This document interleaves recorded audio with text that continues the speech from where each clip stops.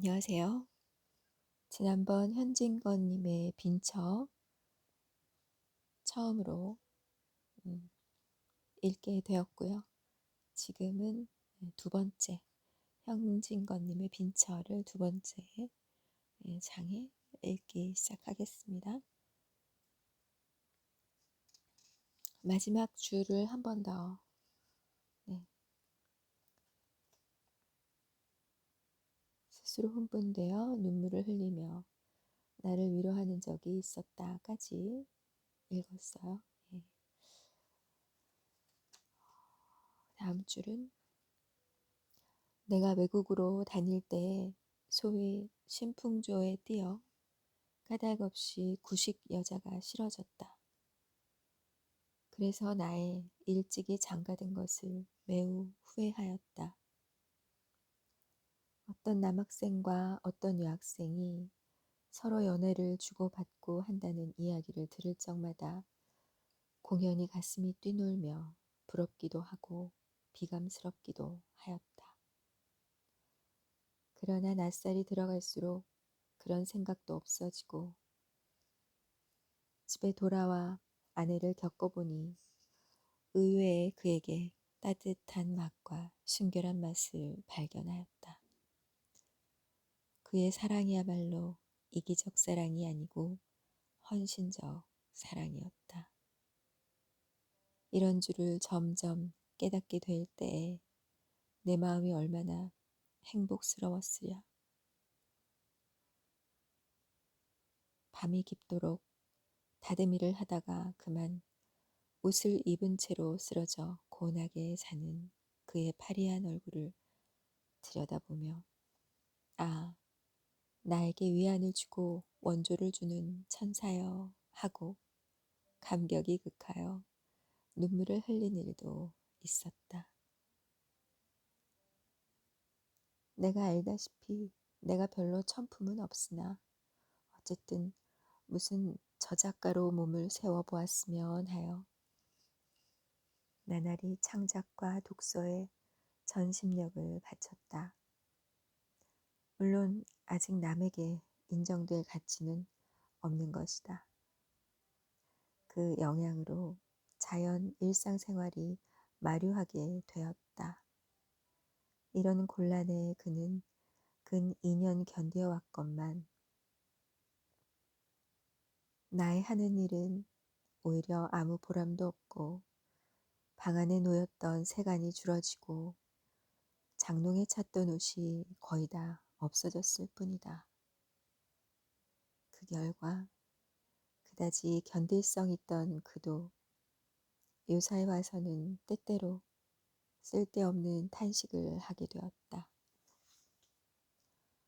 손잡이를 잡고 마루 끝에 우두커니 서서 하염없이 먼 산만 바라보기도 하며 바느질을 하다 말고 실신한 사람 모양으로 멍멍이 앉았기도 하였다. 창경으로 비치는 어스름한 햇빛에 나는 흔히 그의 눈을 머금은 근심 있는 눈을 발견하였다. 이럴 때에는 말할 수 없는 쓸쓸한 생각이 들며 일 없이 마누라 하고 부르면 그는 몸을 움찔하고 고개를 저리 돌려 치맛자락으로 눈물을 씻으며 네 하고 울음에 떨리는 가는 대답을 한다. 나는 등에 물을 끼얹은 듯 몸이 으스해지며 처량한 생각이 싸늘하게 가슴에 흘렀다. 그러지 않아도 자비하기 쉬운 마음이 더욱 심해지며 내가 무자격한 탓이다 하고 스스로를 멸시하고 나니 더욱 견딜 수 없다. 그럴 만도 하다는 동정심이 없지 아니하되 그래도 그만 불쾌한 생각이 일어나면 계집이란 할 수 없어. 혼자 이런 불평을 중얼거리었다. 환등 모양으로 하나씩 둘씩 이런 일이 가슴에 나타나니 무엇라고 말할 용기조차 없어졌다. 나의 유일한 신앙자이고 위로자이던 저까지 인제는 나를 안이 믿게 되었다. 그는 마음속으로 내가 6년 동안 내 살을 깎고 점이었구나. 이 원수야. 할 것이다. 이렇게 생각함에 그의 불같던 사랑까지 없어져 가는 것 같았다. 아니, 흔적도 없이 사라지고 만 것 같았다. 나는 감성적으로 허둥허둥하며 낸들 마누라를 고생시키고 싶어 시켰겠소? 비단 옷도 해주고 싶고 좋은 양산도 사주고 싶어요. 그러길래 왼종일 쉬지 않고 공부를 아니하오. 남 보기에는 편편히 노는 것 같아도 실상은 그렇지 않아. 본들 모른단 말이오. 나는 점점 강한 가면을 벗고 약한 진상을 드러내며 이와 같은 가소로운 변명까지 하였다. 웬 세상 사람이 다 나를 비소하고 모욕하여도 상관이 없지만 마누라까지 나를 안이 믿어주면 어찌한단 말이오. 내 말에 스스로 자극이 되어가지고 마침내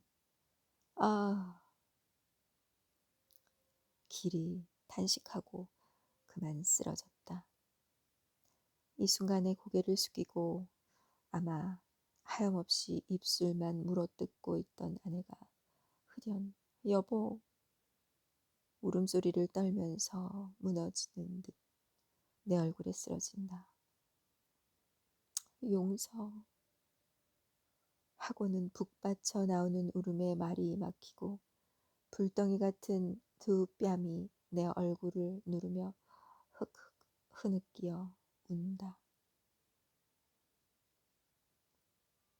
그의 두 눈으로는 샘솟듯 눈물이 제 뺨과 내 뺨 사이를 따뜻하게 젖어 퍼진다. 내 눈에서도 눈물이 흘러내린다. 뒤숭숭하던 생각이 다 뜨거운 눈물에 봄늦 슬듯 쓰러지고 말았다. 한참 있다가 우리는 눈물을 씻었다. 내 속이 얼만큼 시원한지 몰랐다. 용서하여 주세요. 그렇게 생각하실 줄은 참 몰랐어요. 이런 말을 하는 아내는 눈물에 부어오른 눈꺼풀을 아픈 듯이 꿈쩍거린다. 암만 구차하기로니 실증이야 날까요? 나는 한 번 먹은 맘이 있는데. 가만가만히 변명을 하는 아내의 눈물 흔적이 어룽어룽한 얼굴을 물끄러미 바라보며 겨우 심신이 가뿐하였다. 어제 일로 심신이 피곤하였던지 그 이튿날 늦게야 잠을 깨니 간밤에 오던 비는 어느 곁에 그치었고 명랑한 햇볕이 미닫이에 높았더라. 아내가 다시금 창문을 열고 잡힐 것을 찾을 즈음에 누가 중문을 열고 들어온다. 우리는 누군가 하고 귀를 기울일 적에 밖에서 아씨 하는 소리가 들렸다.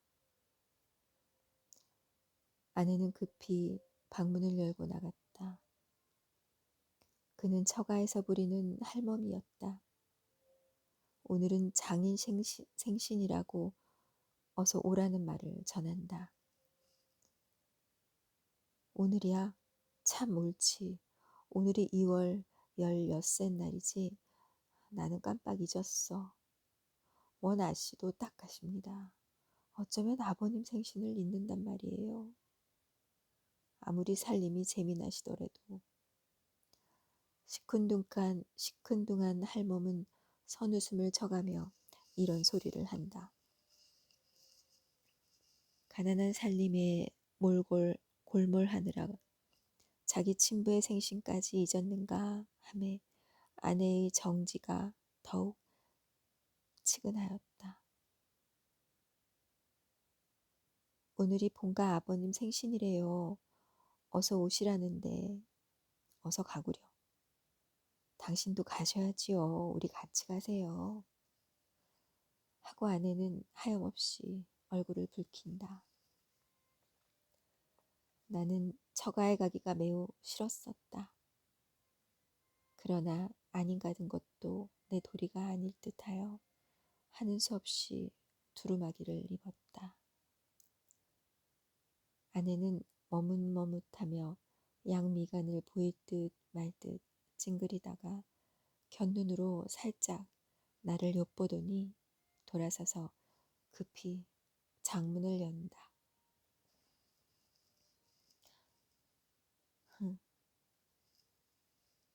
입을 옷이 없어서 망설거리는구나. 나도 슬쩍 돌아서며 생각하였다. 우리는 서로 등지고 섰건만 그래도 아내가 거의 다 빈장 안을 들여다보며 입을 만한 옷이 없어서 눈살을 찌푸린 눈앞에 선연함이 어쩔 수가 없었다. 자, 가세요. 무엇을 생각하는지 모르게 정신을 잃고 섰다가 아내의 부르는 소리를 듣고 나는 기계적으로 고개를 돌렸다. 아내는 당목 옷으로 갈아입고 내 마음을 알았던지 나를 위로하듯 빙그레 웃는다. 우리 집은 천변 배달이 곁이었고 안국동에 있어 거리가 꽤 멀었다. 나는 천천히 가노라 하고 아내는 속히 오느라고 오건만은 그는 늘 뒤떨어졌다. 내가 한참 가다가 뒤를 돌아다 보면 그는 늘 멀리 떨어져 나를 따라오려고 애를 쓰며 주춤주춤 걸어온다. 길가에 다니는 어느 여자를 보아도 거의 다 비단 옷을 입고 고운 신을 신었는데 당목 옷을 허술하게 차리고 청록 당해로 타박타박 걸어오는 양이 나에게 얼마나 애연한 생각을 일으켰는지. 한참 만에 나는 넓고 높은 처갓집 대문에 다다랐다. 내가 안으로 들어갈 적에 낯선 사람들이 나를 흘끔흘끔 본다. 그들의 눈에 이 사람은 누구인가? 아마 이 집 하인인가 보다 하는 경멸이 여기는 빛이 있는 것 같았다. 안 대청 가까이 들어오니 모두 내게 분분히 인사를 한다. 그 인사하는 소리가 내 귀에는 어찌 비소하는 것 같기도 하고 모욕하는 것 같기도 하여 공연히 가슴이 두근거리고 얼굴이 후끈거린다. 그 중에 제일 내게 친숙하게 인사하는 사람이 있다. 그는 아내보다 3년 맞인 처형이었다. 내가 어려서 장가를 들었으므로 그때 그에게 나는 못 견디게 시달렸다. 그때는 그게 싫기도 하고 밉기도 하더니 지금 와서는 그때 그러한 것이 도리어 우리를 무관하게 정답게 만들었다. 그는 인천 사는데 자기 남편이 기밀을 하여 가지고 이번에는 돈 10만 원이나 착실히 땄다 한다. 그는 자기의 잘 사는 것을 자랑하고자 함인지 비단을 내리감고 얼굴에 부유한 태가 질질 흐른다.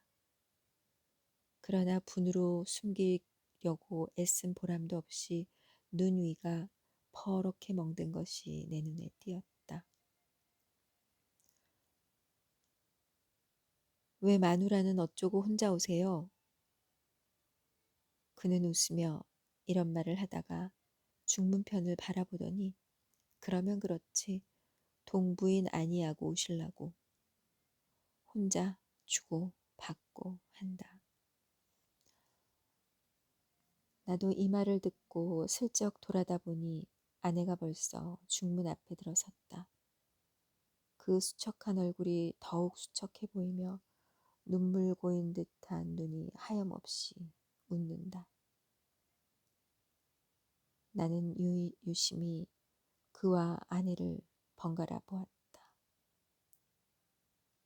처음 보는 사람은 분간을 못하리만큼 그들의 얼굴은 혹사하다. 그런데 얼굴빛은 어쩌면 저렇게 틀리는지. 하나는 이글이글 만발한 꽃 같고 하나는 시들마른 낙엽 같다. 아내를 형이라고 처형을 아우라 하였으면 아무라도 속을 것이다. 또 한 번 아내를 보며 말할 수 없는 쓸쓸한 생각이 다시금 가슴을 누른다. 딴 음식은 별로 먹지도 아니하고 못 먹는 술은 넉 잔이나 마시었다. 그래도 바늘방석에 앉은 것처럼 앉아 견딜 수가 없다. 집에 가려고 나는 몸을 일으켰다. 골치가 띵하며 내가 선 바닥에 마치 폭풍에 도도하는 파도같이 높았다 낮았다. 어질어질해서 곧 쓰러질 것 같다. 이 거동을 보고 장모가 황망히 일어서며 술이 저렇게 취해가지고 어디로 가려고 여기서 한잠 자고 가게. 나는 손을 내저으며 아니에요. 집에 가야겠어요. 취한 소리로 중얼거리었다. 저를 어쩌나. 장모는 걱정을 하시더니 할멈 어서 인력거 한 채 불러오게 한다. 취중에도 인력거를 태우지 말고 그 인력거 싹쓸 나를 주었으면 책 한 권을 사 보련만 하는 생각이 있었다. 인력거를 타고 얼마나 안이 가서 그만 잠이 들었다. 한참 자다가 잠을 깨어 보니 방 안에 벌써 난폭불이 켜졌는데 아내는 어느 결에 왔는지 외로이 앉아 바느질을 하고 화로에서는 무엇이 끓는 소리가 보글보글 하였다.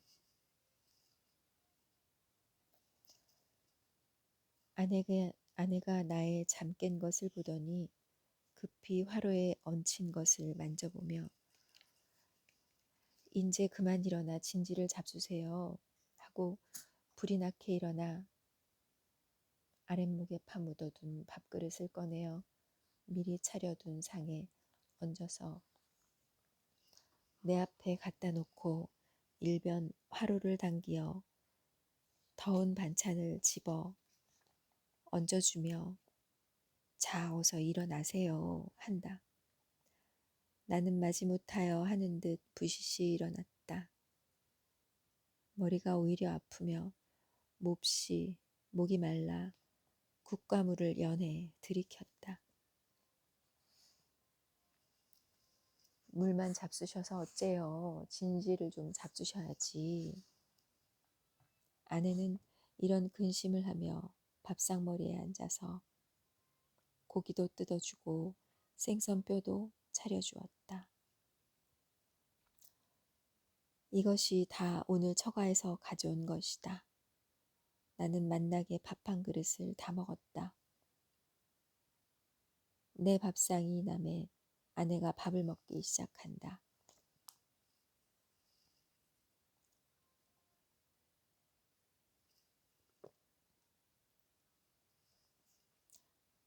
그러면 지금껏 내 잠이 깨기를 기다리고 밥을 먹지 아니하였구나 하고 오늘 처가에서 본 일을 생각하였다. 어제 일이 있은 후로 우리 사이에 무슨 벽이 생긴 듯 그 벽이 점점 엷어져 가는 듯 가엾고 사랑스러운 생각이 일어났었다. 그래서 우리는 정답게 이런 이야기 저런 이야기를 하게 되었다. 우리의 이야기는 오늘 장인 생신 잔치로부터 처형 눈 위에 멍든 것에 옮겨갔다. 처형의 남편이 이번 그 돈을 딴 뒤로 주야 요리점과 기생집에 돌아다니더니 일전에 어떤 기생을 얻어가지고 미쳐 날뛰며 집에만 들면 집안 사람을 들볶고 걸핏하면 처형을 친다 한다. 이번에도 별로 대단치 않은 일에 처형에게 밥상으로 냅다 갈겨 바로 눈 위에 그렇게 멍이 들었다 한다. 그것 봐. 돈푼이나 있으면 다 그런 것이야. 정말 그래요. 없으면 없는 대로 살아도 의좋게 지내는 것이 행복이죠. 아내는 충심으로 공명해 주었다. 이 말을 들음에 내 마음은 말할 수 없이 만족해지면서 무슨 승리나 한 듯 득이양양하였다. 그리고 마음속으로 옳다, 그렇다, 이렇게 지내는 것이 행복이다 하였다.